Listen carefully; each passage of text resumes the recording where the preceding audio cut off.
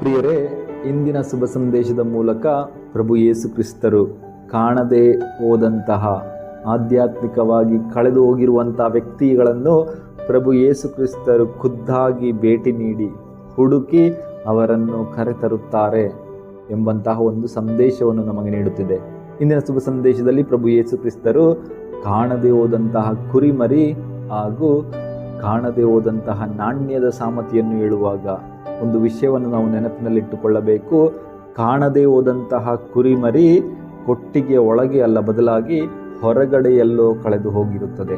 ಹಾಗೂ ಎರಡನೆಯದಾಗಿ ಕಾಣದೇ ಹೋದ ನಾಣ್ಯ, ಅದು ಹೊರಗಡೆ ಅಲ್ಲ, ಬದಲಾಗಿ ಮನೆಯ ಒಳಗಡೆ.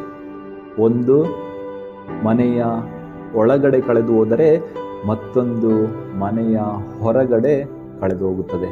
ಹೌದು ಪ್ರಿಯರೇ, ಇದೇ ಒಂದು ಸಾಮತಿಯನ್ನು ನಾವು ದುಂದುಗಾರನ ಮಗನ ಸಾಮತಿಯಲ್ಲೂ ಸಹ ಒಂದು ವಿಶೇಷವನ್ನು ನಾವು ಕಾಣುತ್ತೇವೆ.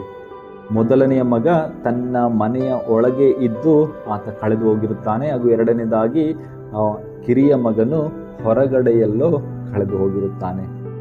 ಬೇರೆ ಒಂದೇ ಒಂದು ಸಂದೇಶ, ಕಳೆದು ಹೋದ ವ್ಯಕ್ತಿ ಒಳಗೂ ಇರಬಹುದು ಅಥವಾ ಹೊರಗೂ ಇರಬಹುದು. ನಾವು ಅಂದುಕೊಳ್ಳಬಹುದು ದೇವಾಲಯದೊಂದಿಗೆ ದೇವರ ಆಧ್ಯಾತ್ಮಿಕ ಒಂದು ಜೀವನವನ್ನು ನಡೆಸುತ್ತಿರುವಂತಹ ವ್ಯಕ್ತಿಗಳು ಎಂದು ಕಳೆದು ಹೋಗುವುದಿಲ್ಲ ಎಂದು. ಆದರೆ ಅದು ತಪ್ಪು.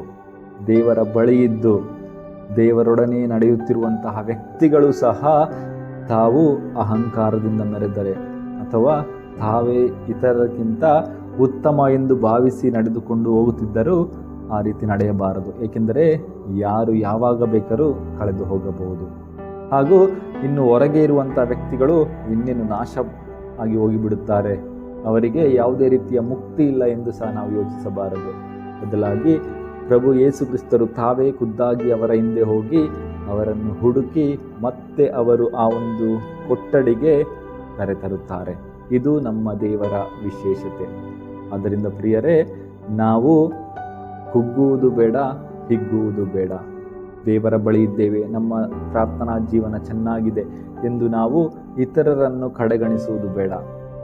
ಹಾಗೂ ಒಂದು ವೇಳೆ ಇದನ್ನು ಆಲಿಸುತ್ತಿರುವವರಲ್ಲಿ ನಿಮ್ಮ ಕುಟುಂಬದವರಿರಬಹುದು, ಯಾರಾದರೂ ಕಳೆದು ಹೋಗಿದ್ದರೆ ನಾವು ನಮ್ಮ ವಿಶ್ವಾಸವನ್ನು ಕಳೆದುಕೊಳ್ಳುವುದು ಬೇಡ. ಬದಲಾಗಿ ಪ್ರಭು ಯೇಸು ಕ್ರಿಸ್ತರು ಉತ್ತಮ ಕುರಿಗಾಯಿ, ಅವರು ಎಲ್ಲರನ್ನೂ ತಮ್ಮ ಕೊಠಡಿಗೆ ಮತ್ತೆ ಸೇರಿಸುತ್ತಾರೆ.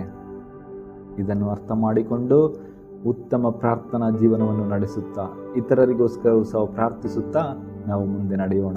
ದೇವರು ನಮ್ಮೆಲ್ಲರನ್ನೂ ಆಶೀರ್ವದಿಸಲಿ. ಆಮೇನ್. ಹಲ್ಲೆಲೂಯಾ.